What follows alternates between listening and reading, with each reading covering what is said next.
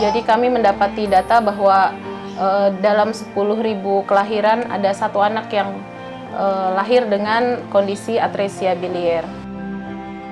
Memang realitas yang ada di anak-anak gangguan fungsi hati ini adalah meninggal dunia. Jadi yang kita juga hadapkan mereka, para orang tua yang kita kasih pengertian, kalau tidak cepat ditangani dan kalian nggak punya itikat semangat yang tinggi untuk mengobati anaknya, kemungkinan besar kematian itu akan datang lebih cepat gitu. Kami di sini berjuang untuk mendapatkan hati yang baru untuk anak-anak penyintas gangguan hati kronis. Harus dikejar, nggak boleh nanti-nanti. Kasihan Aina.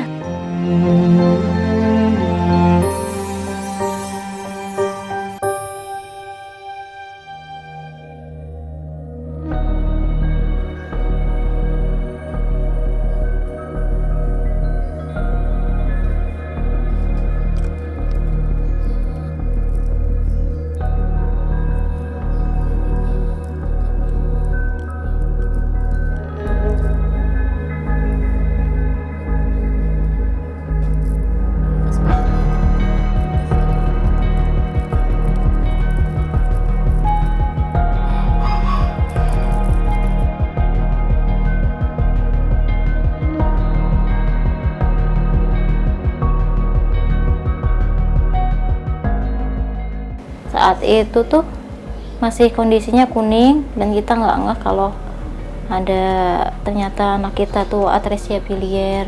Dari awal di rumah ketika usia 2 hari itu dia ini pupnya warnanya beda sama yang lain. Kalau bayi-bayi lain itu warnanya kuning pekat bahkan. Kalau anak saya udah dari awal umur 2 hari itu udah putih gitu. Dokter Wulandari itu meriksa, ternyata memang ada kelainan, yaitu ya, beliau menyimpulkan ada kesan atresia bilier. Ini hasil USG setelah dia kasai, pos kasai. Nah, ketika dokter bilang atresia bilier, itu langsung dalam pikirannya searching dulu apa sih atresia bilier. Ini pas baca-baca, ya Allah kok mengerikan banget kok ini. Kok anakku yang kayak gini, masih pikiran positif tapi berusaha untuk positive thinking. Enggak itu cuman ini doang, cuman diagnosa awal, nantinya bukan. Tapi dalam hati sih udah nangis, udah perasaan sedih, perasaan ya campur aduk lah. Masuk operasi, tapi ternyata operasinya tidak berhasil karena kondisi hati bisa dibilang sudah terlanjur rusak.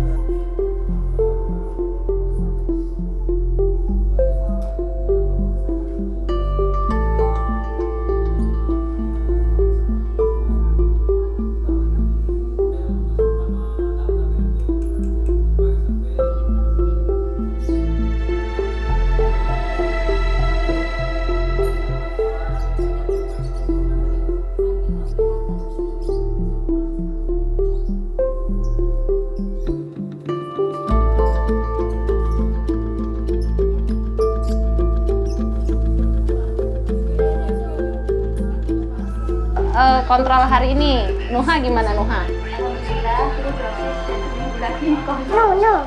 Seminggu lagi kontrol? Iya, karena evaluasi hasil. Oh berarti di sini agak lama ya? Agak sampai nunggu hasil kan? Berarti sampai seminggu. Iya berarti seminggu kan? Jadi rumah singgah pejuang hati tidak hanya untuk tempat tinggal sementara selama anak-anak menjalani proses pengobatan di Jakarta, tapi lebih dari itu yaitu menjadi pusat atau sentral kegiatan dari pejuang hati di seluruh Indonesia. Semua pejuang hati yang sedang berjuang membutuhkan informasi, membutuhkan edukasi, mereka butuh pendampingan ketika akan menjalani transplantasi hati, mereka akan datang ke sini, sharing, terus dengan sesama keluarga pejuang hati, kemudian konsultasi dengan pengurus. Kalau albuminnya gimana? Albumin bagus ya. Cuma memang bilirubin sama status gizinya berarti sekarang buruk. Makanya harus pasang NGT. Yang berhak tinggal di rumah singgah yang pasti anak-anak dengan gangguan hati kronis dari luar Jakarta dan tidak memiliki kemampuan untuk tinggal di Jakarta. Artinya kalau kami memandang masih ada kemampuan untuk tinggal di Jakarta, mereka bisa mandiri, itu lebih baik. Tapi kalau mereka memang tidak ada kemampuan dan harus berjuang di Jakarta, maka kami akan menempatkan mereka di rumah singgah pejuang hati.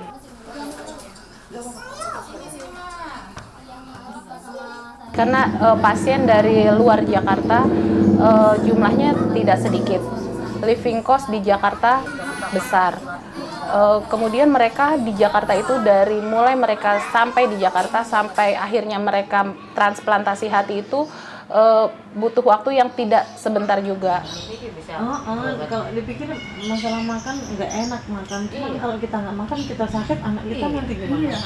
Ribut. Seandainya toh anak kita bisa maju transplant, habis itu kita sehat, rezeki kita, memang Allah masih percaya sama kita.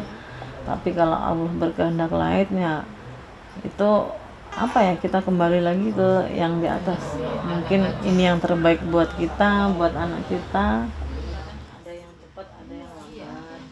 Jadi kalau memang belum selesai. Kalau kita tidak menyiapkan sebuah rumah singgah, maka biaya yang akan mereka keluarkan untuk hidup di Jakarta itu sangat besar. Sedangkan mungkin dengan kondisi anak sakit, kondisi perekonomian mereka juga banyak yang terganggu. Banyak orang tua yang harus keluar dari pekerjaan karena harus mendampingi proses pengobatan anaknya di Jakarta.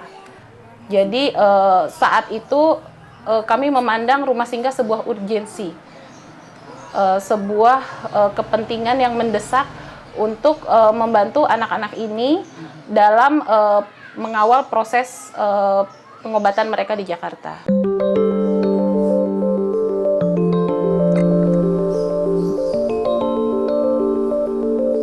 Nah, kalau pengalaman yang pernah kita hadapi ya, kita kan di sini standby, handphone tuh nggak pernah mati, jadi kalau bisa 24 jam, karena pasien-pasien gangguan fungsi hati ini termasuk pasien yang urgent.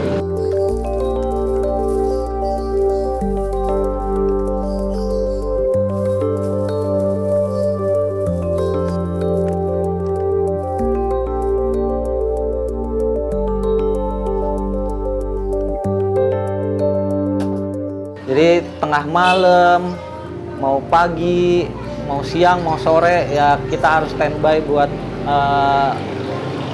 mengurus jenazah dan segala macam. Nah, pernah kita kejadian waktu dulu awal-awal susahnya membangun rumah singgah. Dulu kita nggak punya uang sama sekali. Jadi pada saat salah satu pasien di Kalimantan itu meninggal, dan biayanya cukup luar biasa, mencapai 20 jutaan lebih. Kalau dalam 1 minggu kita pernah menemukan juga satu anak 1 hari yang meninggal dunia. Jadi cukup bagi orang tua bikin down juga. Nah, teman-teman tuh gimana caranya untuk menaikkan semangat para orang tua, karena kan mereka punya satu grup, kalaupun meninggal mereka pada tahu semua.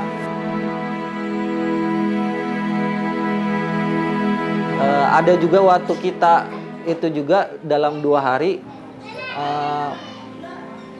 meninggal dunia 4 anak. Satu malam itu pernah kita habis dapat kabar dari orang tua meninggal dunia anaknya, orang tua itu pun mengabari lagi kalau sebelahnya anak pejuang hati juga meninggal dunia. Jadi habis kita naikin ke keranda ke ambulan, habis dari situ langsung kita ngurus yang satu lagi, naikin keranda ke ambulan lagi. Inilah fenomena gangguan fungsi hati yang kita hadapi. Terasa dekat kematian itu terhadap anak-anak gangguan fungsi hati. Begitu juga mengevaluasi diri kita di kerelawanan untuk cepat menangani mereka supaya mereka jauh dari kematiannya, maksudnya mempersiapkan diri supaya pengobatannya dipercepat, kesembuhannya juga semakin dekat. PR terbesar itu Rumah Singgah pengen teman-teman di Pejuang Hati ini pengen ada di setiap daerah.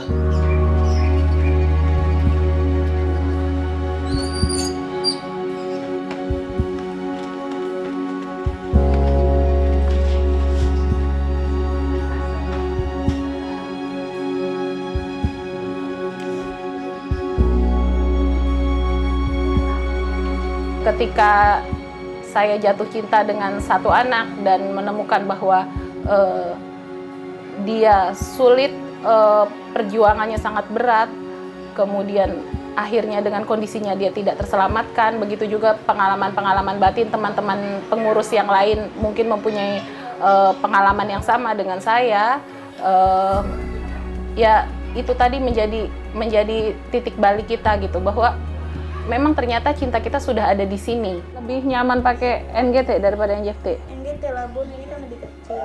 Kok NJFT NGT gede? kan soalnya gede kan kelihatan sendiri di sini sampai gimana, terus kan berat. Aku ngelihatnya aja tuh kayak Kasian berat kan, ya? hidungnya kasihan. Apa nih, Bu? Ini kapan boleh dicabut selang ininya, NGT-nya?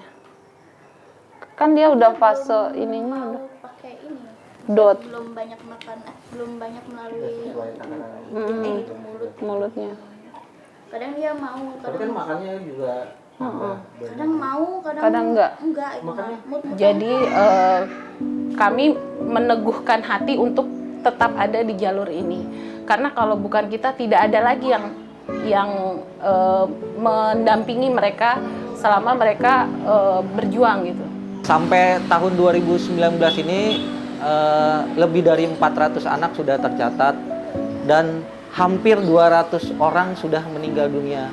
Jadi 200 anak sudah meninggal dunia. Nah, itu rata-rata mereka realitas yang ada salah satunya adalah menunggu pendonornya yang baik. Jadi banyak yang berganti donor atau nggak punya sama sekali donor. Keburu anaknya sudah ngedrop terus meninggal dunia.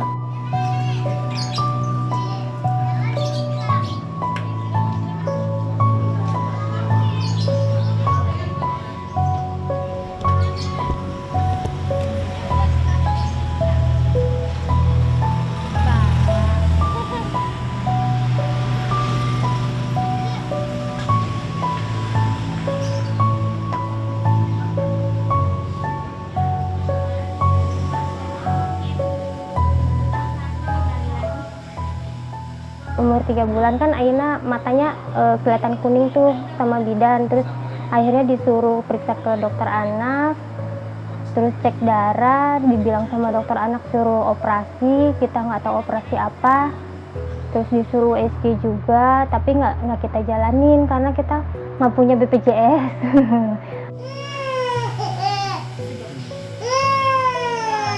Browsing nemu nama Bilkis kan, terus katanya harus operasi di Jepang, bingung juga uang dari mana, biaya mahal, bacanya kan 1 miliar, baca di web itu bingung. Terus kata dokter di Jakarta ada katanya, cuma tapi adanya di Cipto aja, bilangnya sih gitu sama dokter. Terus dibilang susunya juga harus ganti, Bu, nggak boleh susu biasa, kata dokternya sih gitu.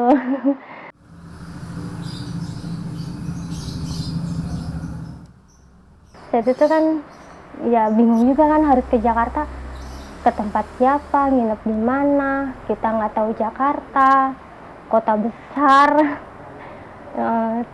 Ya bismillah deh, demi Aina berangkat ke Jakarta.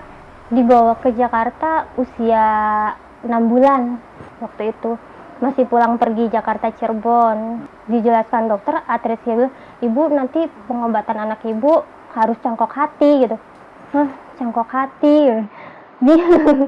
Gimana caranya cangkok hati kan? Terus saya baca-baca juga mahal dok. Nah iya, tapi di sini bisa kata dokter. Yang kemarin imunisasinya apa aja? Yang kemarin ini sih MMR 2 sama hepatitis A yang kemarin. 2 kali suntikan yang kemarin. Nanti rencana berikutnya kalau sempat PCP 3. Berarti berapa lama lagi? Seminggu, 2 minggu? 2 minggu lagi disuruh ke sana. Oh, 2 minggu lagi nanti ke Tahun sana. kemarin sebenarnya udah jadi kandidat untuk cangkok hati. Agustus kemarin udah jadi kandidatnya. Saya sebagai pendonor kan waktu tahun kemarin saya menjalani pemeriksaan kesehatan, ternyata hati saya nggak cocok untuk Aina. Saran dokter harus ganti pendonor. Saya sedih kan nggak bisa mendonorkan hati saya untuk Aina. Sedangkan cari pendonor baru agak sulit.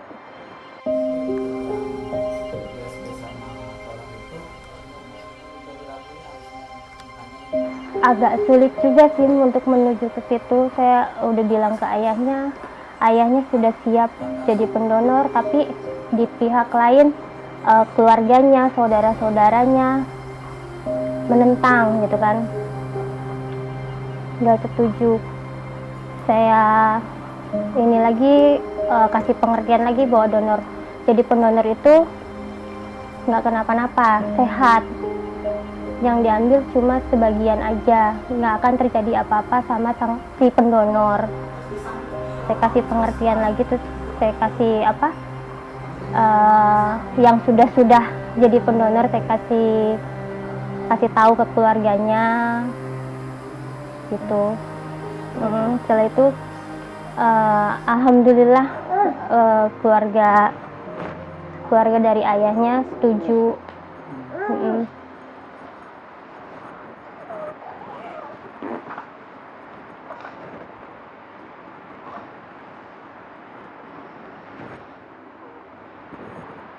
Jadi memang untuk anak-anak gangguan hati ini memang diutamakan untuk pendonor adalah dari orang tua atau dari garis keturunan.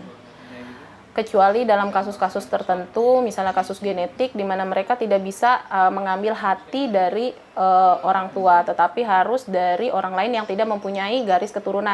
Jadi karena masih minimnya sosialisasi yang sampai kepada masyarakat, umumnya mereka menyadari bahwa anak mereka menderita gangguan hati kronis dan butuh penanganan lanjut itu ketika sudah melewati masa golden age-nya untuk dilakukan operasi Kasai.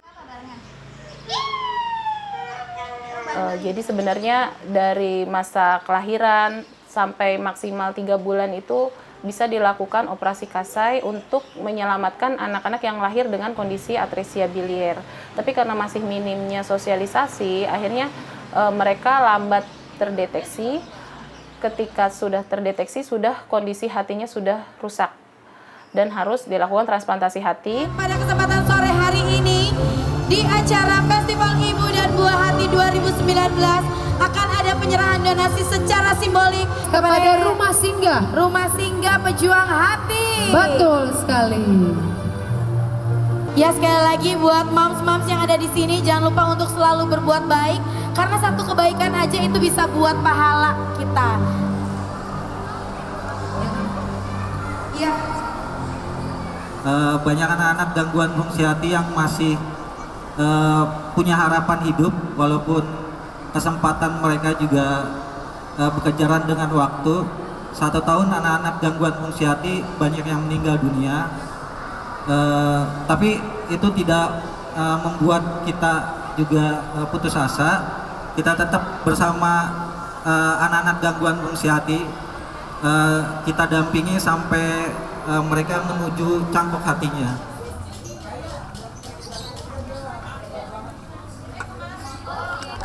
Mau jadi pendonornya Aina, terus mau izin cuti, terus iya boleh, tapi nanti ngomong sendiri sama direkturnya katanya gitu. Langsung, iya. Nggak apa-apa. Nggak apa-apa sih. Bolak-balik Cirebon, istirahat di sini aja. Iya. Kan jaga kondisi dia Iya, juga iya. si pendonor.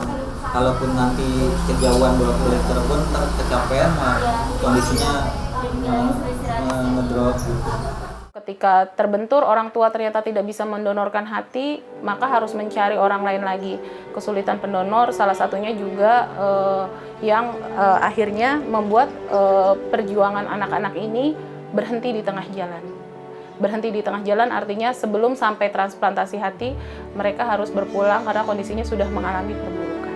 Jadi rata-rata yang kita temukan selama kita berjalan di sini, dari data kita ya 1 tahun itu masa usia terberat mereka. Banyak anak yang meninggal di dunia di antara 1 tahun ke atas itu. Kalaupun dia masih bertahan hidup di usia 2 tahun, itu sudah sesuatu keajaiban. Jadi jarang kita temuin apalagi atresia biliar bertahan hidup di usia 2 tahun. Sudah menunggu terlalu lama, dia udah sering bolak-balik muntah darah, BAB darah dari usia 6 bulan. Dari usia 6 bulan sampai sekarang masih suka muntah darah, BAB darah. Sebulan bisa 2-3 kali dirawat. Aina yang yang tinggal di sini paling lama, terus yang paling sering dirawat di rumah sakit, di sini cuma seminggu paling. Tidur di rusing seminggu, selebihnya tidur di rumah sakit. Jadi indikator keberhasilan kami yaitu di mana masyarakat sudah jadi aware, lebih banyak tahu tentang gangguan hati kronis, utamanya atresia biliar, sehingga anak-anak dapat terdeteksi sebelum lewat masa golden age mereka yaitu 100 hari kelahiran. Sehingga mereka bisa dilakukan tindakan lebih lanjut sebelum hatinya rusak seluruhnya. Harapan saya Aina bisa cepat cangkok hati, tumbuh besar, bisa sekolah, kumpul dengan keluarga, nggak tinggal di Jakarta terus.